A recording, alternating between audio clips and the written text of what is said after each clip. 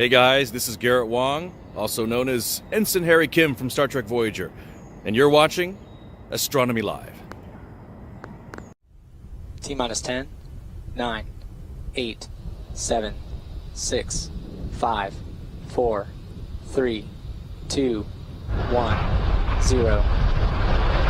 Stop.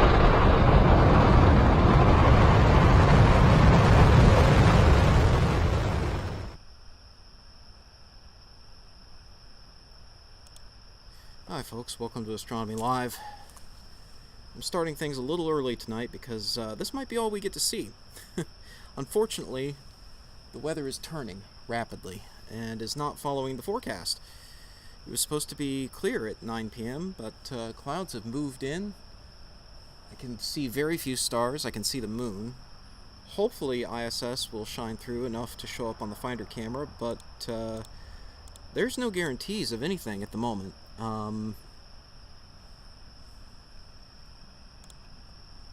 So I'm gonna try to do my best with what I've got here, but we may not get to see the space station if this keeps up, unfortunately.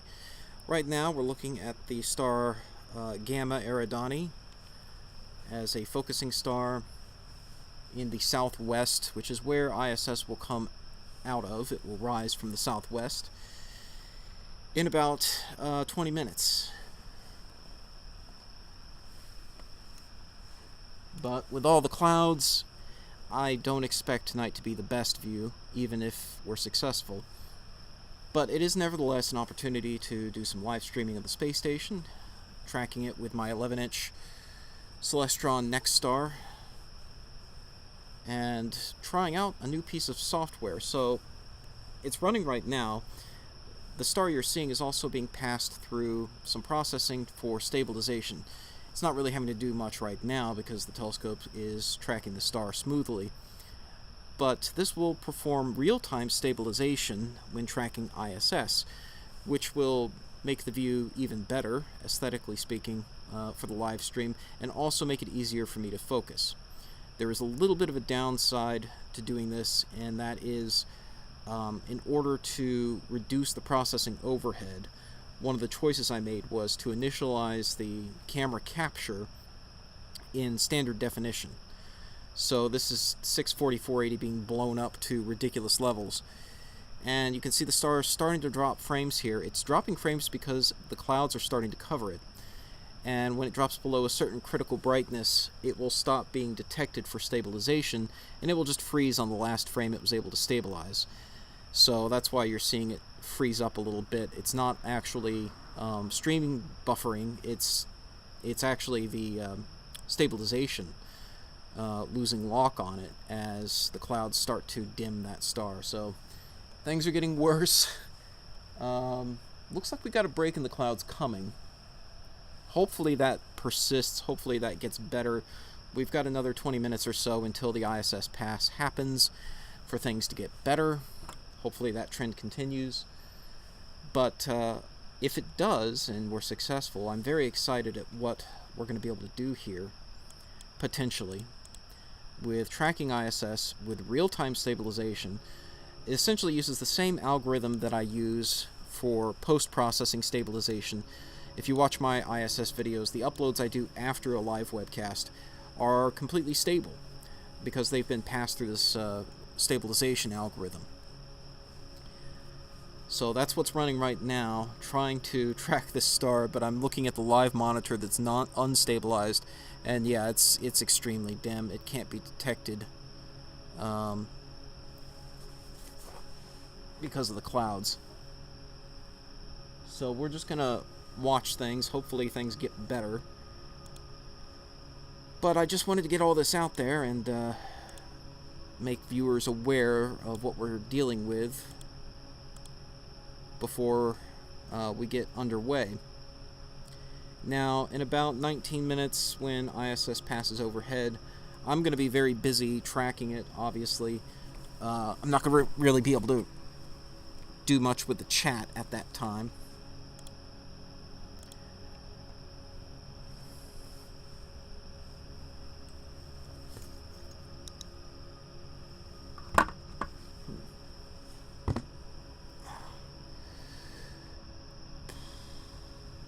what was I doing? Oh, yes. I was just going to pull up Heavens Above here and double-check the timing information. Okay, so actually peak is at 9:07 p.m. Eastern. That is 1:07 Universal Time. That's when it reaches a peak of 80 degrees and goes into Earth's shadow. It will rise at actually 9:01 and 41 seconds Eastern Time. That's going to be 1:01 Universal Time.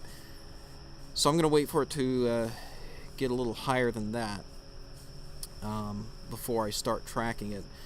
We'll probably start tracking around 10 degrees, which will be about 9:03, almost 9:04 Eastern Time. And that will give us 3 minutes, basically. 3 minutes on the space station. So that's the visible window. Because it's passing into Earth's shadow and on an 80-degree high pass, we're not going to be able to track it past that point. Honestly, it's going to pass so close to the zenith that even if it weren't going into Earth's shadow on this kind of pass, the telescope wouldn't be able to keep up because it would need to be able to command an instantaneous turnaround at the zenith, which just isn't possible.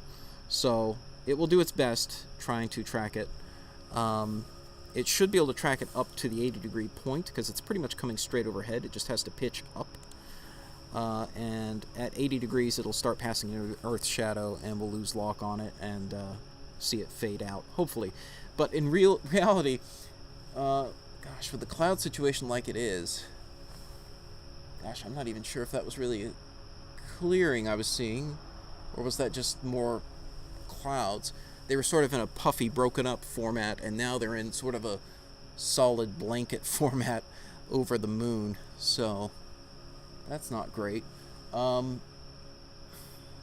can see Sirius pretty well, and Orion, most of Orion, so ISS should be bright enough to shine through that for the purposes of tracking. But it could make things quite challenging. So, yeah, we'll have at best 3 minutes of visibility. Of course, we'll be able to watch the replay after. So we'll see how this goes.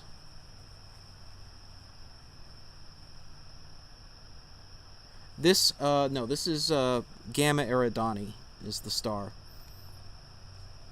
It's kind of low in the southwest, kind of where ISS is going to come up out of. So it was a good position to start with for focusing and making sure things are good. Hello, Vancouver, Canada. Welcome. So we've got 31 viewers. Everyone, please think clear skies.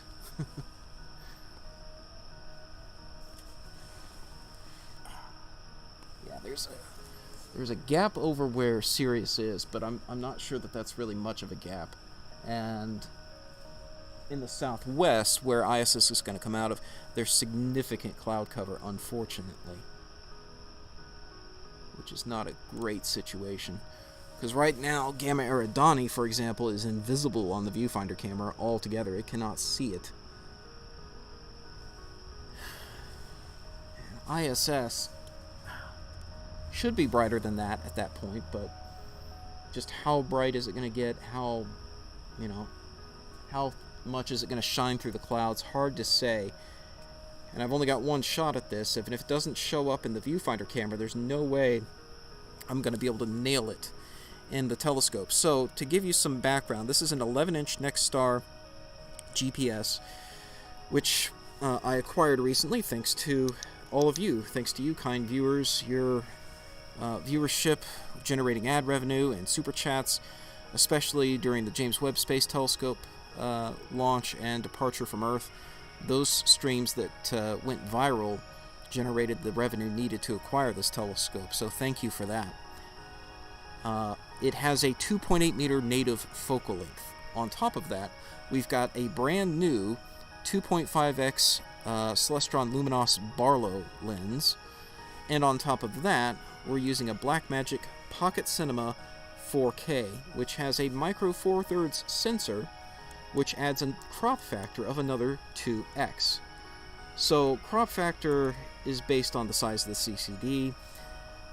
Companies like Nikon, when they market the P1000, they advertise the focal length based on not only the length of the lens, but also the crop factor of the CCD, which in that case is very, very small, much smaller than even the Micro Four Thirds, and so it adds a significant crop factor for the effective focal length.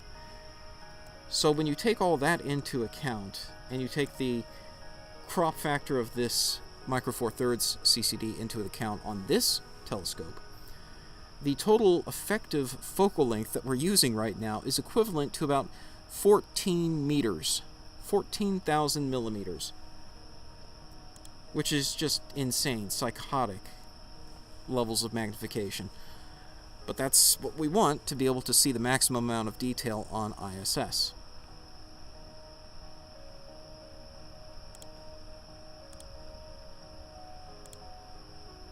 So it seems like the stars come back out from the clouds for the moment. From what I'm seeing, there's choppy clouds over there, so that can come and go. So we've got about 6 minutes till it rises. Is it a global shooter? No, it's unfortunately not. You do get rolling shutter artifacts with the Blackmagic.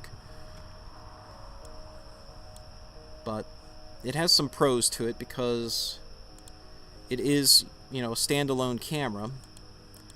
One shot color, of course. Standalone, capable of... Oops, I didn't mean to do that. Capable of shooting it up to 60 FPS or more. 60 FPS at 4K resolution. And quite a nice sensor on it, quite sensitive. Speaking of which, I need to adjust the camera settings here. Fire up my Bluetooth camera control, so I can also control the camera with Bluetooth on my phone, which is quite handy. So, right now we're at... Gosh, this is tough to decide.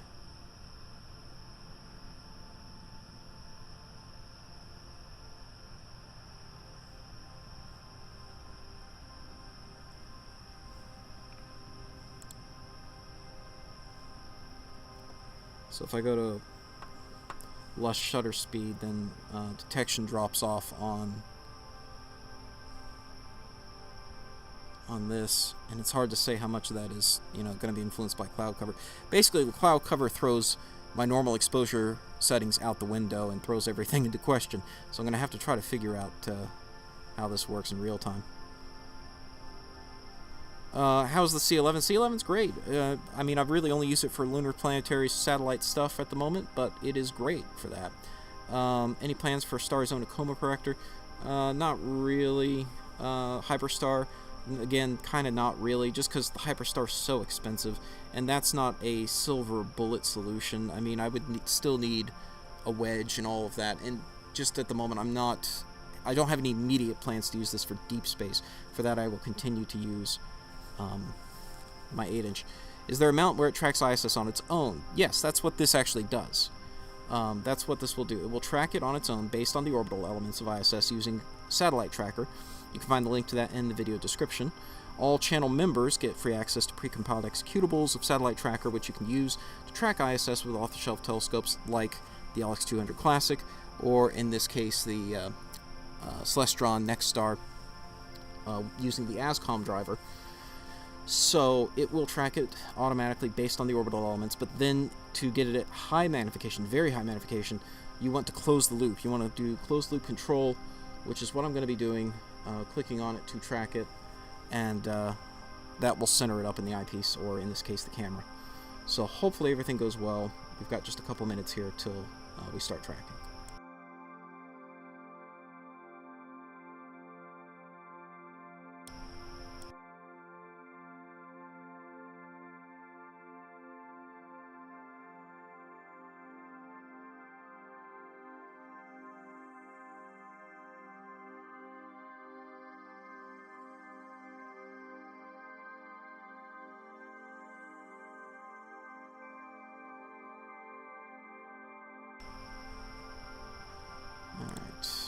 Very stable with that amount of magnification. Well, we've lost the star altogether. You're looking at the last stabilized frame at the moment.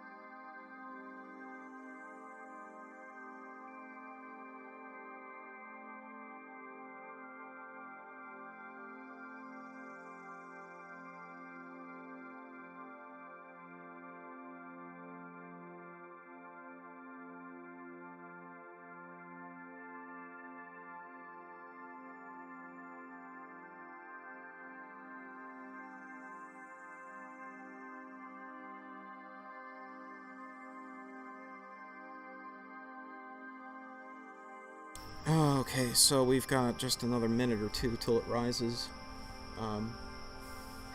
Just another minute or two till it rises. Unfortunately, the cloud situation is looking real rough. There's scattered clouds all through the southwest. We're in tough shape, gang. But we will do our best.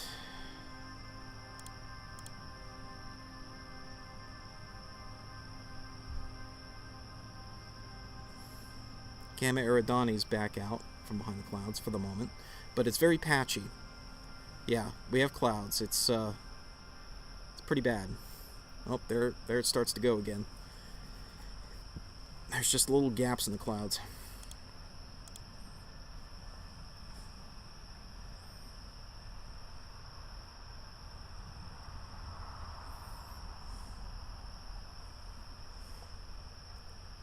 Okay.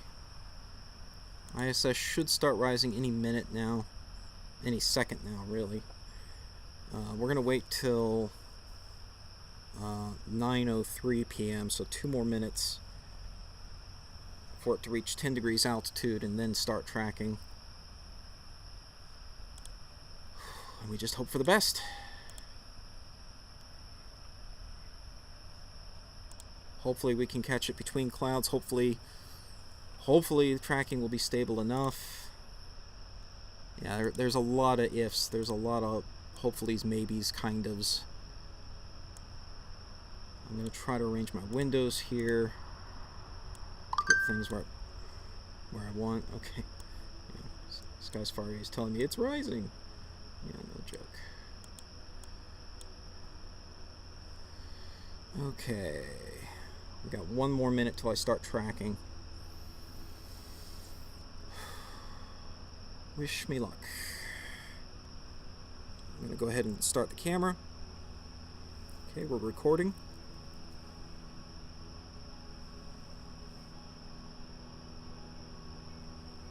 And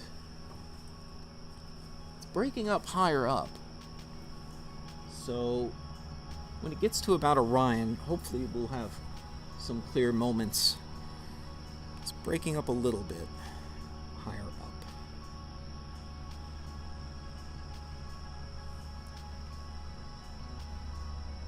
Okay, 9:03. We're going to start tracking.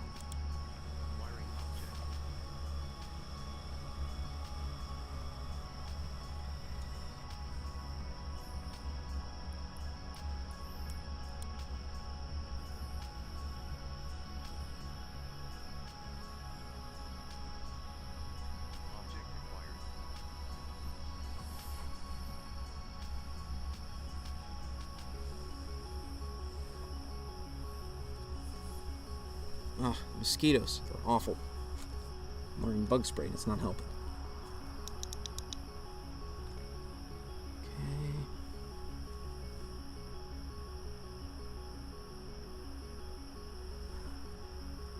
I'm Just waiting to see it in the viewfinder camera.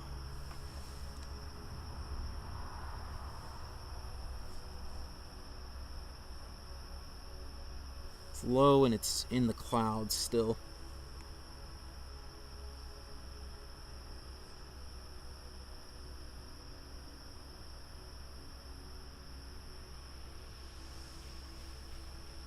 Come on, baby. Get out of those clouds. Oh, oh. Starting to see it in the viewfinder. Just for a moment, and then it went away. I'm gonna wait for it to clear up a little more. There we go. Alright.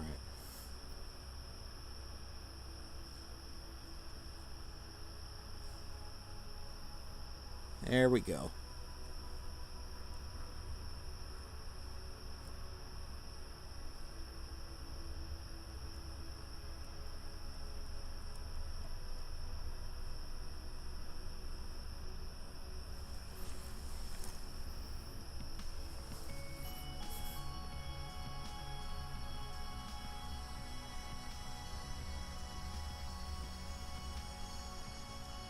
It's really tough for it to okay.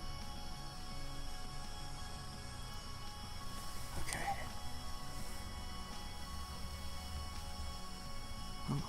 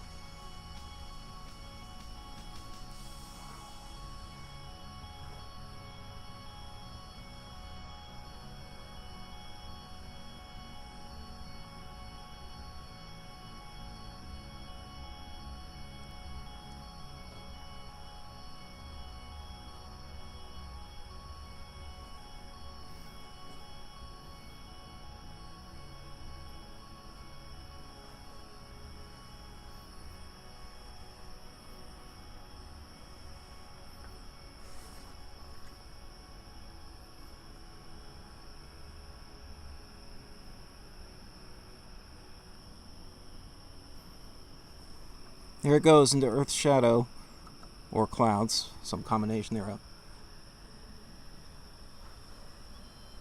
Yeah, it's going to Earth's shadow. That's it.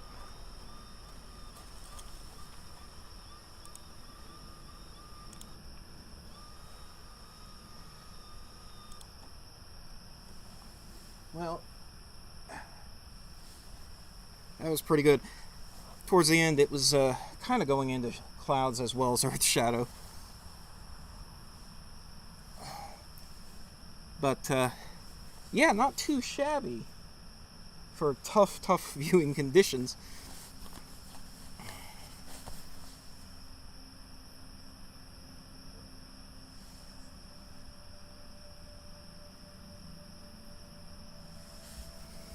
So I'll replay the video here. So this is a replay of what we just watched. I was trying to focus live there, but I forgot the fine focus knob is only on the right side of the telescope. It's not ambidextrous. I have a, what do you call it? Feather touch focuser, which has a coarse and a fine adjustment. And I was trying to move the fine adjustment, and it's still a new telescope to me. I forgot. Fine adjustment is not ambidextrous. Coarse adjustment is ambidextrous. So it's only on the far side of the telescope. So I had to run around the telescope to get to it. And at that point, I'm too far from the monitor for ideal conditions. But it's also fading in and out like this, going in and out of clouds, which isn't, ideal.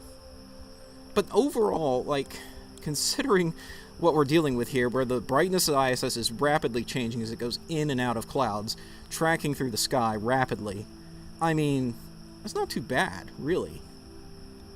And there's a lot of promise here with real-time stabilization.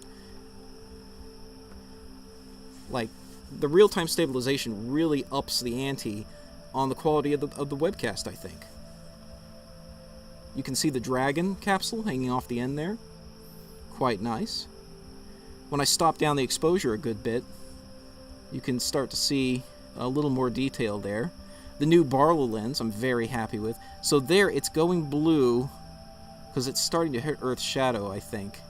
And then that's it. That's basically the end of it right there. It's fading in and out a little bit of clouds, a little bit of eclipsing going into Earth's shadow. But, you know, not bad. Not bad.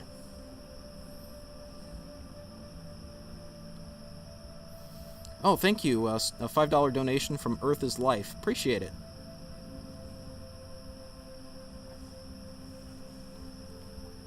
So, persistence pays off. That's right, Satos. Absolutely paid off tonight. Very, very happy with the final result there.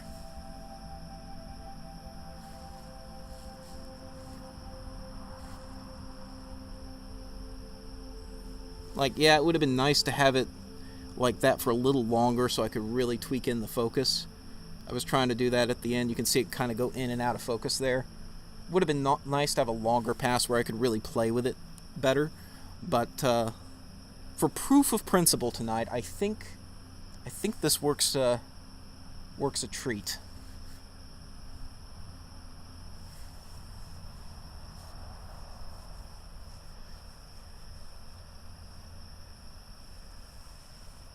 So I'm pretty pleased with those results.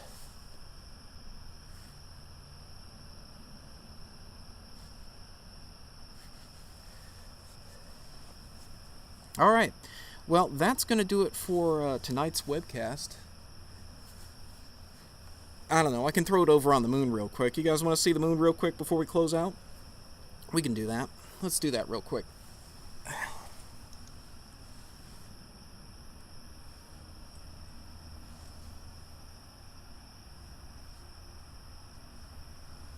Okay, let me stop down that ISO a bit. And,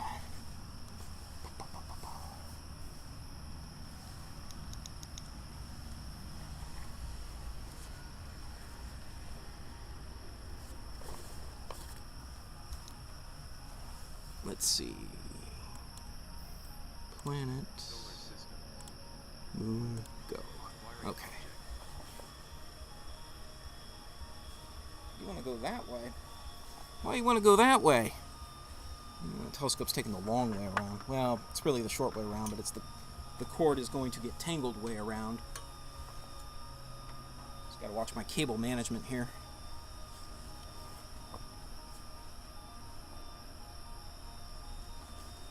It really wants to use up all the slack I'm trying to give it on the computer control cable.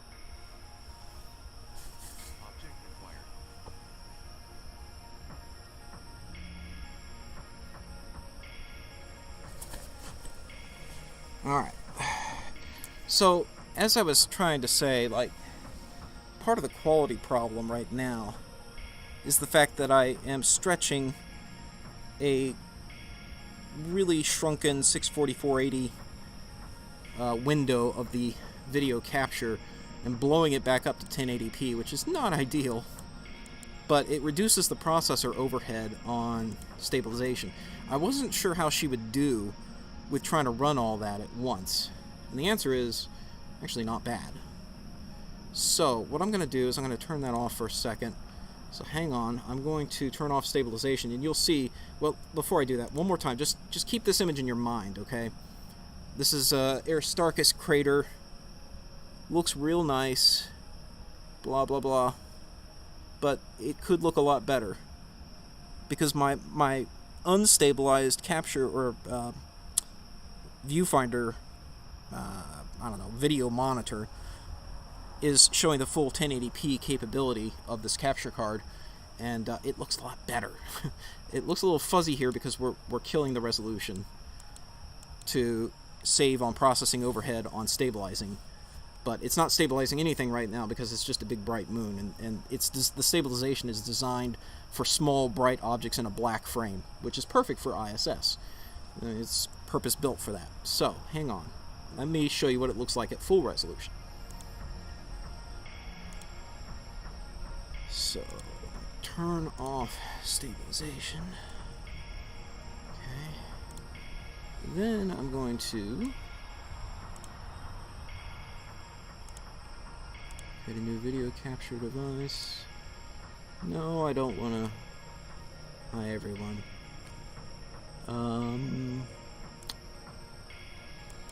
There we go.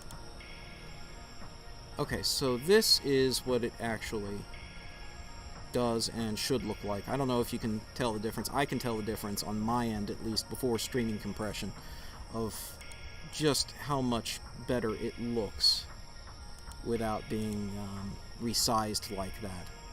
So I can play with the stabilization program some more and try to tweak that. I'm just playing with the focus here. Trying to do this with the very coarse adjustment, which is not. Where's my feather touch? There's my feather touch.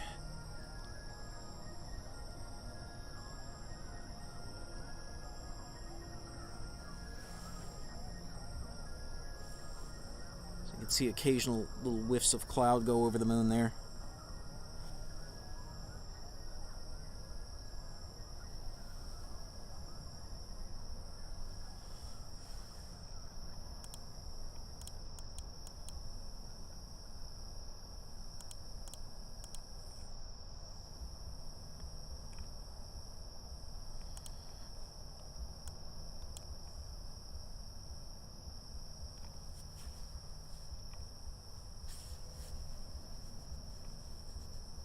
Have I ever seen a transient lunar phenomenon? No, not really. I would love to.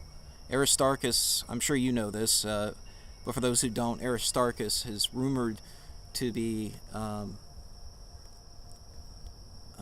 quite capable or a frequent sight of what they call transient lunar phenomenon. Flashes or puffs that at some point were thought to potentially be some residual but residual geological activity on the moon is one theory behind it.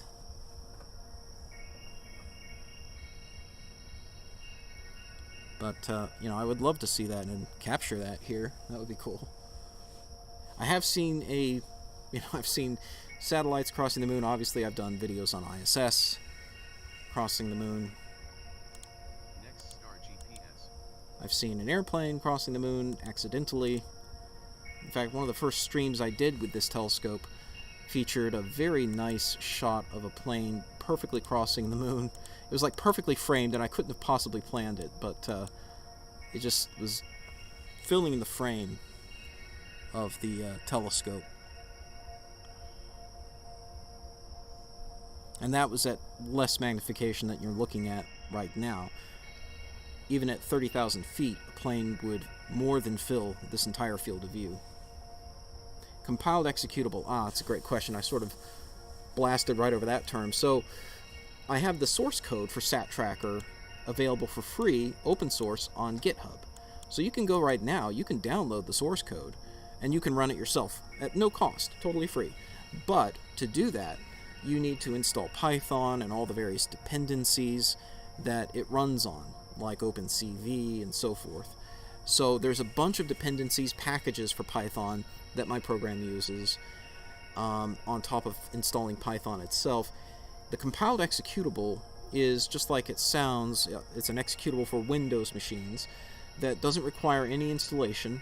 You can just run it straight out of the box. So you don't have to install Python, you don't have to install anything. You can just run SatTracker straight out of the box like you would any other program. So that I offer to channel members as a benefit to them, and a way of saying thank you for being a channel member and supporting the work I do here. Not only providing live streams of ISS, but also writing code and creating programs like this. So, for example, I now have this real-time stabilization program. And it's not super user-friendly at the moment. It's just a command line interface. So, in other words, you type out the name of the program, and then you put in a couple other numbers and spaces after that to tell it some things like what is the input number of the camera you want to stabilize, what is the threshold of brightness for the object you're going to be tracking for stabilization. So it's not super intuitive. It's not intuitive at all at the moment, but it was just sort of thrown together. I threw it together quickly for this stream so that I could test that as a way of providing an even better view of ISS, and I would dare say it worked. I would say it worked better than I expected. So, what I might try next... do I dare try it? I could try to stabilize a full frame that's not just standard definition, but the full 1920 by 1080 HD resolution frame that the camera capture card is getting. So I've got a HDMI capture card that is actually capturing the HDMI cable from the camera and displaying it live. And I'm stabilizing that, but I'm doing it at a lower resolution to free up CPU power to actually do the tracking on ISS for the telescope. I think tonight showed that even while live streaming, even while stabilizing the frame and doing the satellite tracking, this computer had no trouble doing all of that. It's a decent computer. I think it's a Core i5. It's a lower-end gaming laptop, basically. And it had no trouble doing all three. So, especially if I weren't doing live streaming, it would not be out of the question to be able to do stabilization on the full 1080p frame, I'm pretty sure. I would really have to test that to be absolutely certain, but it ought to be possible, maybe even while live streaming. So I might try playing with that, and if so, put that together in a package and release that. I could maybe throw it into a GUI, graphical user interface. At the moment, like I said, it's just command line interface, but it really just needs a couple things. It needs to know what the camera input source is, which in Python it's always like a numbered index, 701, 702. And then the threshold number, so between 0 and 255, what is the brightness value that you want to set the thresholding for, and it'll slice off everything below that value. So I set it to brightness value of 15. So anything dimmer than 15 pixels after it had done a Gaussian blur over the image was taken to be the object. And so it's really only designed to track and to stabilize when there is a singular bright object in the field of view and there's just black background around it, which is the case for ISS.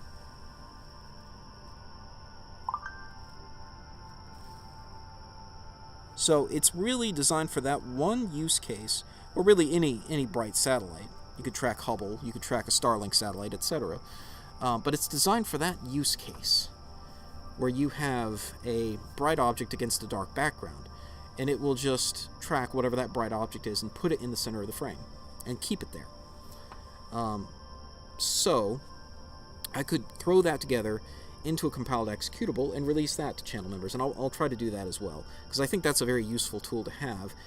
SatTraker by default is not designed to interface with your main camera, and this likewise does have the drawback that it's designed to work with cameras that Windows recognizes as webcams or video cameras, and the live gamer HDMI capture card I have is recognized as a webcam. It can be treated as a webcam by Windows, and so any camera I plug into it with an HDMI output, like the Blackmagic camera, can be treated essentially as a webcam. And so Python will happily take that in and work with that. But I have had requests for adding compatibility for ASCOM cameras. Now, the downside with that, in my experience, is that in some cases, ASCOM drivers are awfully slow. I mean, when I'm doing ISS tracking like just now, the viewfinder camera is just a simple, cheap USB webcam with a C-mount lens on it, a security camera type lens. That's all it is. It's a 50mm security lens on a $50, maybe $100 USB webcam off Amazon. That's all it is. And it's riding piggyback on top of the telescope as a video viewfinder. And it's got a very wide field of view, maybe 10 degrees. Compared to a telescope, that's a very wide field of view. And so it's very forgiving of pointing position errors and things like that. And it just needs to center up ISS based on where it shows up in the viewfinder. Sorry, I'm still tinkering with focus here a little bit. But yeah, that's all it is. And so I haven't needed, ASCOM compatibility for that camera. And I would recommend against it. A lot of people ask me, well, can't I use my super duper fancy ZWO ASI camera, to track ISS? Yeah, you could. And I should probably get around to adding ASCOM compatibility for ASCOM compatible cameras, so you can use an astronomical CCD camera to do the tracking. But a lot of times, maybe not with some of the ZWO cameras, but a lot of times some of these cameras are kind of sluggish. They're not really designed for high-speed operation like that, and that can be a problem. ASCOM itself can add a fair bit of latency as well, which is another bit of an issue there, potentially. So, anyway, enough rambling, but point is, I do make my software available to channel members as compiled executables so that it saves you the effort of installing Python and all these dependencies, because in a lot of cases, for amateur astronomers, they're not interested in writing a bunch of Python programs or doing that kind of dev work. They just want to run it. They just want it to run out of the box, and so that's why I offer compiled executables for that reason. Have I tried SharpCap stabilization? I thought about this today, actually. Yes, I've heard of SharpCap stabilization. The thing is, it gets to a point now where I have a certain toolkit. I have certain algorithms I've put together for SatTraker and so forth that I just have the code sitting there. And all I have to do is just copy it over, and boom, I suddenly have a program that stabilizes for a different purpose. And that's what I did here. It was like all of 10 minutes work, really, to simply take the brightness-based tracking that I already have for SatTracker and adapt it into a separate program for stabilizing video from the HDMI input. And frankly, that was just faster than figuring out how to do it with SharpCap. Maybe SharpCap could have done the same job, probably could have, but for me, it's just easier. It's just like a faster, lower resistance path. Rather than learning someone else's program, just make my own and just do it that way. Problem solved. And yes, I have NVIDIA GPU, and I could use CUDA to speed up quite a bit. Yeah, there are, I've tried things like that before, and sometimes I do use CUDA for things, but that's more stuff I do for work, not really this kind of stuff. The thing about CUDA is sometimes, depending on what you're doing with it, if you don't do it intelligently, it's not faster. Sometimes it's worse if you're not careful, because you could be in a situation where you are onloading and offloading memory on and off the graphics card. You're doing too many of those operations, and you're not optimizing the use of the graphics card.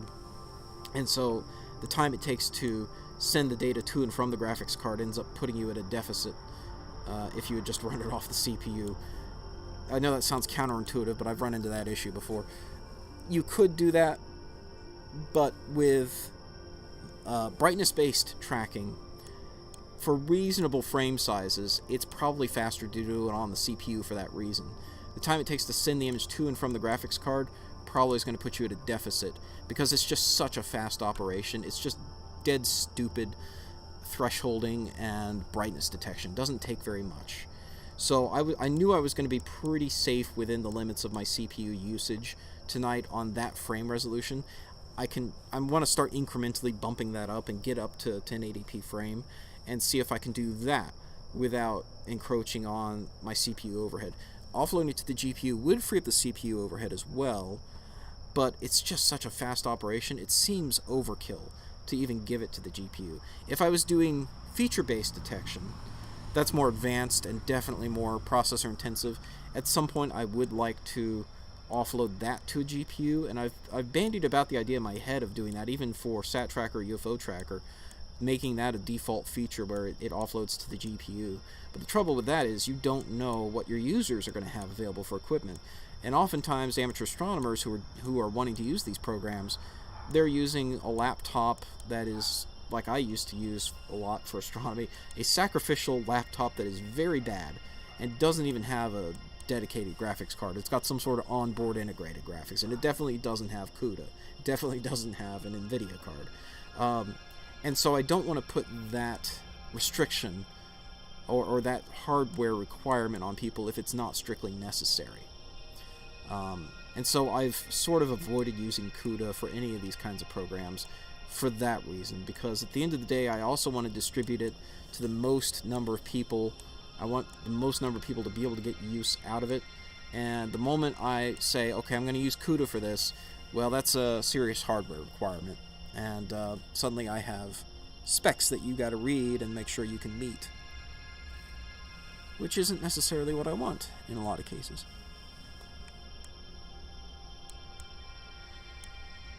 So anyway, beautiful view of these lunar craters at the terminator, where the shadow from the rim of the crater is casting into it. You can really get a sense of the depth of the crater. I love it.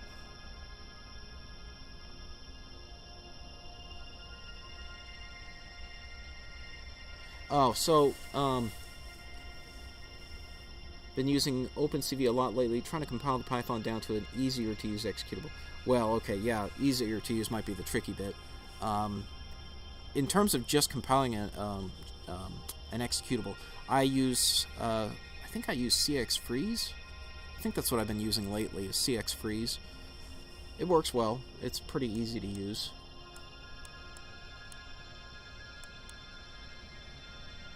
And you've always used AMD, Intel GPU. See, that's the thing, like, people could have an AMD GPU, and it could be quite good, but if you're demanding they have CUDA on board, well, you're up the creek on that one. But conversely, like, I always go for the NVIDIA GPUs because I do like to play with CUDA for my own projects and stuff, and so I use that a lot for AI development and that kind of thing. Show us some aliens. Well, keep watching. Maybe there'll be aliens on the moon. I don't know. Maybe we'll see something lifting off from the surface.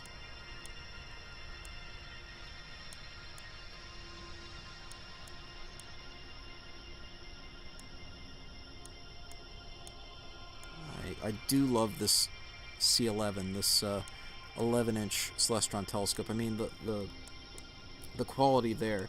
I've been talking about programming for the last 30 minutes, but the quality there, especially of Aristarchus, because I remember quite vividly what that looked like in my 8-inch. And you could start to approach this quality if you did a lot of stacking and really tried to pull out the maximum capability of that scope.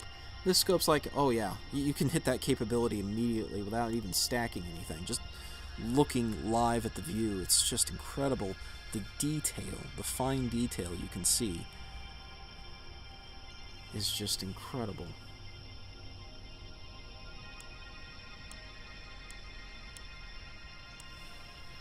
And you know what? I'm looking up now. There's like not a cloud in the sky, of course. The forecast was wrong at the exact moment it needed to be right, you know? That's what happens. But even despite that, I am very satisfied, at least for testing purposes, of what we were able to accomplish tonight. I will run proper stabilization and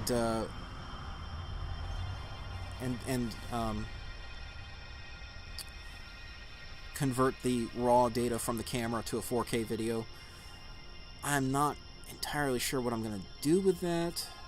I feel like, because of the struggles of the clouds and everything, and trying to battle with the exposure and the focus with the short period of time it was visible, like, I don't know if the final product will be worthy of its own upload.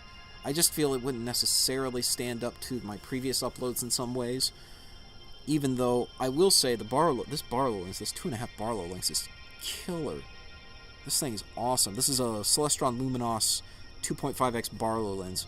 I just upgraded my Barlow here, and I do like the quality of this Barlow. It is far and away superior to what I've had before. So in some ways, I would say, yeah, it'd be worth it. We'll see. We'll see how I feel when I've finally done all the processing on the video. Won't be tonight, probably tomorrow night. If I feel it's not worthy of its own sort of dedicated video on the channel, I'll at least convert it into a format where I can upload it as a short. So I'll check my YouTube Shorts panel. If you don't see it as a main upload later this week, I'll put it up as a short clip. Maybe just the best part of it as a 1-minute short, and do it that way. So it's not cluttering up my video uploads page, but it's still up there at full resolution. Might be a reasonable compromise. Heading to FTFE might be fun if you join the live stream, streaming the moon. I mean, I'm game. I got a perfectly good moon here, and no clouds. Would have been nice if that was the case, 30 minutes ago. But I'll see what's going on over there. All right, I'm gonna wrap up this stream here. I think I've done as much as I can. So thanks everyone for coming and watching. I appreciate it. I appreciate all your views and super chats.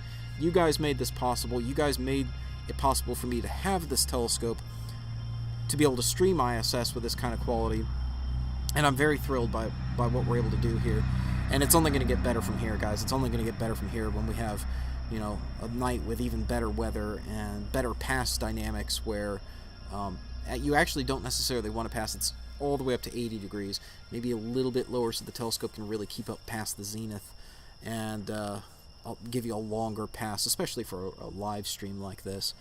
But in any case, it's only going to get better from here. So we're looking onwards and upwards with the new 11-inch Celestron telescope, and I'm excited to see what it'll be able to do in the future. So thanks again. Thanks everyone for watching. Subscribe and stay tuned for more if you want to see more. Till next time, thanks for watching. Clear skies, folks.